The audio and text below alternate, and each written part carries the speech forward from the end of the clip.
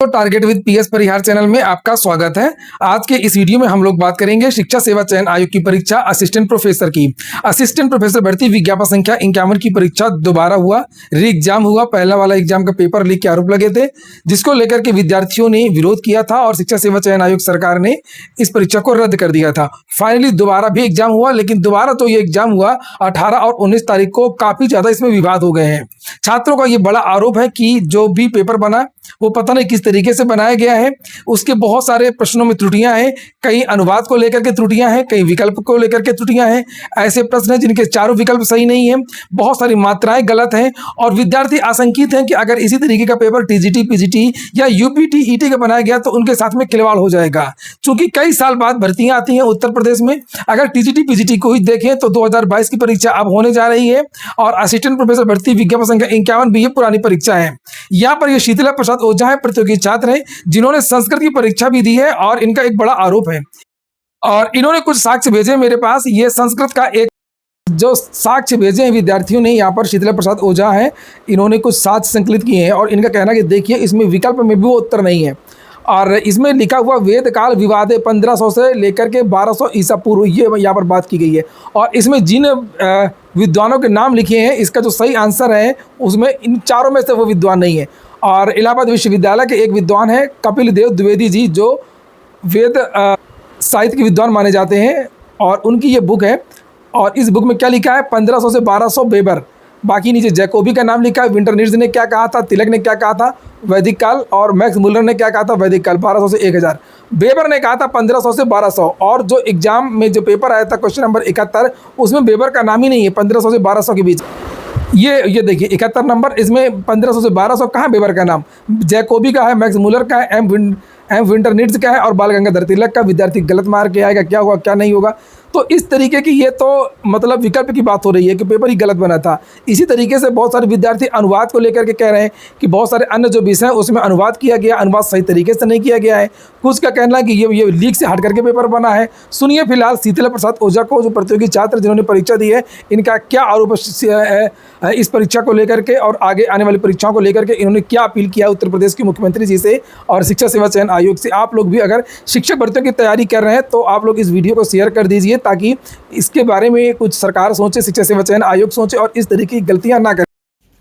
सभी साथियों को नमस्कार। आज मुझे मजबूरन आना पड़ा क्योंकि कल एलटी की मेरी परीक्षा भी है, तो मुख्य परीक्षा भी देना है और मजबूरन मैं इसलिए आना पड़ रहा है कि मेरी उत्तर प्रदेश शिक्षा सेवा चयन आयोग से और उत्तर प्रदेश के माननीय यशस्वी मुख्यमंत्री योगी आदित्यनाथ जी से मेरी प्रार्थना है, मेरी अपील है कि महोदय ऐसे मात्रात्मक चीज़ों पर ध्यान देने की ज़रूरत है और उत्तर प्रदेश शिक्षा सेवा चयन आयोग के जो भी उच्च अधिकारी हैं, जैसे कि शिक्षा सेवा चयन आयोग के जो भी जिम्मेदार अधिकारी हैं, वह विद्यार्थियों को प्रयोगशाला की वस्तु ना समझें। क्या प्रयोगशाला की वस्तु ना समझें और उन पर कोई अनावश्यक एक्सपेरिमेंट ना करें जो है, क्योंकि प्रतियोगी बहुत मेहनत से जो है तैयारी करता है और मैं मेहनत करूँगा तो मुझे इसका प्रतिफल मिलेगा, उसमें कोई संदेह नहीं। क्योंकि भगवान ने गीता में कहा है कि कर्मण्येवाधिकारस्ते मा फलेषु कदाचन, कर्म का कोई विकल्प नहीं होता है। लेकिन अभी हाल ही में बता दें मित्रों, अभी हाल ही में असिस्टेंट प्रोफेसर विज्ञापन संख्या 51 18 और 19 अप्रैल को प्रदेश के 6 मंडलों में इसका री एग्जाम कराया गया। लेकिन ऐसा प्रतीत हो रहा है कि प्रश्न पत्र बनाने में कहीं घोर लापरवाही की गई है और चाहे वह प्रश्न पत्र पैटर्न बदला हुआ हो या मात्रात्मक त्रुटियां रही हों या अनुवाद रूपी असंख्य त्रुटियां। मैं खुद संस्कृत का विद्यार्थी हूं और असंख्य मात्रात्मक त्रुटि देखने को मिली है। साथियों, यहाँ तक ही नहीं, क्योंकि और आयोग और उत्तर प्रदेश की सरकार से मेरा विनम्र निवेदन है कि आगे की टीजीटी, पीजीटी कि परीक्षाओं में ऐसा ना किया जाए, क्योंकि हमारे पास कई मामले आए हैं। मैं खुद संस्कृत का विद्यार्थी हूँ और संस्कृत में तो देवताओं की वाणी है, क्योंकि कहा भी गया, बताइए कि जिन व्याकरण की इतनी त्रुटि मात्रात्मक, अगर मुझे पठति वहाँ पूछा जाएगा अन्य परीक्षाओं में, तो हम वहाँ पठति के अगर लोट पूछा जाएगा तो लट हो जाएगा। लोट के द्वारा अगर वो पूछा जाएगा, लोट लकार लिखा जाएगा अगर संस्कृत में लोट लकार, तो ठीक है, मानता हूँ कि लट लकार हो गया। लेकिन अन्य जो मात्रात्मक त्रुटियाँ हुई हैं संस्कृत के पेपरों में, या कला के पेपर में, या राजनीति के पेपर में, या इतिहास के पेपर में, इससे उत्तर प्रदेश का प्रतियोगी बहुत ही आहत है।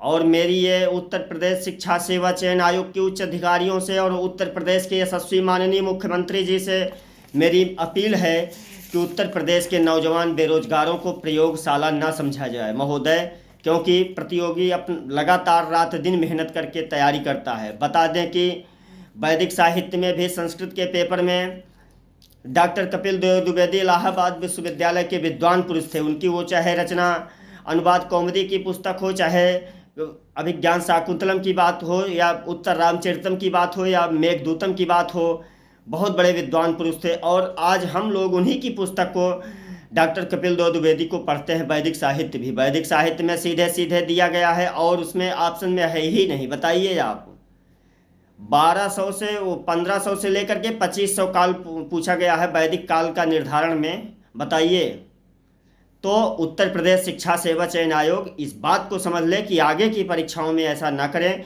ये हमारी विनम्र निवेदन है माननीय मुख्यमंत्री जी से भी। मैं खुद संस्कृत का विद्यार्थी रहा हूँ, इसलिए मैं कहता हूँ, और संस्कृत में तो कहीं हलंत भी नहीं लगा है या विसर्ग नहीं लगा है तो अर्थ का अनर्थ हो जाता है। बताइए आप, संस्कृत में अगर हलंत विसर्ग ना लगाएं या कहीं भी कोई मात्रात्मक त्रुटि हो जाती है तो अर्थ का अनर्थ हो जाता है।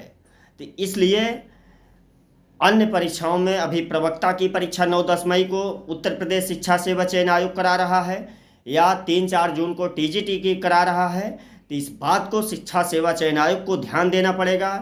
उत्तर प्रदेश के बेरोजगारों को प्रयोगशाला न समझे। हम लोग यहाँ रात दिन कितनी मेहनत से पढ़ाई करते हैं और 4 साल हो गया हमें जो है निरंतर पढ़ते हुए।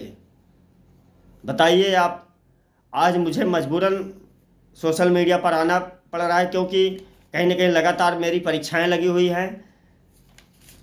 तो उत्तर प्रदेश शिक्षा सेवा चयन आयोग से और उच्च अधिकारियों से मेरी विशेष अपील है, और माननीय मुख्यमंत्री जी से इस वीडियो को जोरदार तरीके से शेयर करिए। तो मैं प्रतियोगी छात्र प्रतिनिधि मंडल शीतला प्रसाद ओझा, नमस्कार, जय हिंद, जय भारत।